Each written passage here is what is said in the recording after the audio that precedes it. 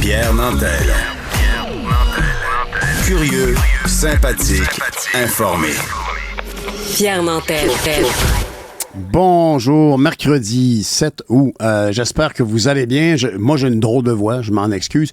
J'allais vous dire, j'avais l'intention d'ouvrir l'émission en disant simplement que je trouvais ça déplorable de voir combien il y avait beaucoup d'immeubles abandonnés. Il y avait un article qui en traitait d'ailleurs aujourd'hui dans les journaux, à quel point des immeubles abandonnés pour éventuellement bâtir des gratte-ciels qu'on imagine bien. Les gens sont propriétaires d'épaves, d'endroits qui sont pas entretenus, souvent aux prises avec la vermine et tout ça.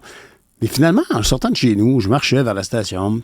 Puis là, je constate à quel point les horticulteurs, horticultrices de la ville de Montréal font un très beau travail. Puis là, je me disais, non, je suis en train de devenir un peu gaga. Moi, non, mais c'est vrai qu'il faut reconnaître quand c'est beau, quand c'est bien fait.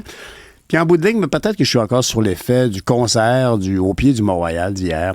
J'avais la chance d'y assister avec ma fille, ma jeune fille, et ma mère qui était là, qui va avoir 94 ans bientôt. Et c'était vraiment un très, très beau moment de communion, comme disait ma mère. Tout le monde était là, puis tout le monde écoutait la musique. Puis c'était comme... T'as pas besoin d'être un spécialiste, comme disait Pierre-Yves Lard, pour l'apprécier. Alors, est-ce que c'était un moment où le commanditaire CN était bien présent? Le concert était présenté par le CN. Hydro-Québec est partenaire depuis belle lurette de l'OM.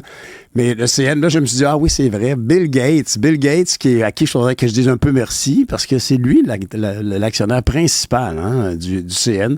Alors, à 6 ou 7% des actions du CN sont à Bill Gates et à son épouse. En fait, c'est la fondation Bill and Melinda Gates. Et donc, un beau concert, honnêtement, avec du Leonard Bernstein, puis du Bizet, puis bien évidemment, Yannick Nézet-Séguin, qui est vraiment comme une top vedette, là, j'allais dire une top star. Il est vraiment le chef coqueluche dans le milieu de la musique. Et hier, donc, il rappelait, à juste titre, l'Orchestre métropolitain faisait partie du dernier film québécois qui traitait de musique classique, dont malheureusement la réalisatrice, son nom m'échappe. Mais il a aussi parlé, bien sûr, qu'il avait agi comme consultant pour le film, justement, sur Leonard Bernstein. Alors, il nous rappelait à quel point, pour lui, la vulgarisation de la musique classique est très, très importante. Il a donc, entre autres, il avait un répertoire bien particulier. Il y avait aussi l'Afro-américaine Florence Price et une autre compositrice américaine, Amy Beach, qui nous a fait découvrir donc des pièces pas très communes et curieusement, un auditoire peut-être néophyte, mais qui était très ouvert. Puis on a vraiment senti, tout le monde était heureux de découvrir ça. Ça a l'air un peu gaga, ce que je vous dis ce matin, mais c'est vrai. Et là, tout le monde vivait cette allégresse-là. Et en vraiment toute fin de répertoire, il dit, bon, on va se faire un petit rappel. Après, en fait, c'est vrai, il a fait une version disco de la 5e de Beethoven. Et après ça, il nous a invités à chanter, alors qu'il réinterprétait Carmen de Bizet.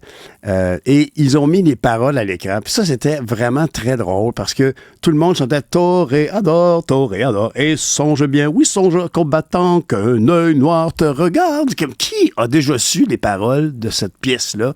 C'était très bizarre de voir. Écoute, on était pas loin de 50 000 personnes à chanter les paroles de Toréador. C'était un petit peu surréel. Mais ceci dit, ça fait du bien, comme on dit. La musique apaise les mœurs.